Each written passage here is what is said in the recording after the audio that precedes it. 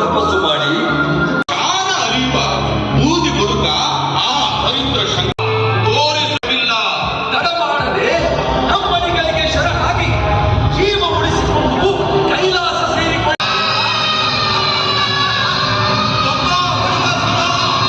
ಸ್ವಾಮಿ ಮಾರ್ತಾಂಡ ಭೈರವ ಹೊತ್ತು ಕಡೆಯದಿ ಕತ್ತರಿಸು ಮನ್ನಾಸುರನ ಕತ್ತನ್ನು. ಶಂಕರ ಶಾಂತನಾಗು, ಪರಮಾತ್ಮ ಶಾಂತನಾಗು. ಹೌದು ಮಹೇಶ್ವರ, ನಮಗೀಗ ಪೂರ್ವ ಜನ್ಮಾಂತರಗಳ ಅರಿವಾಗಿದೆ. ನಮಗೆ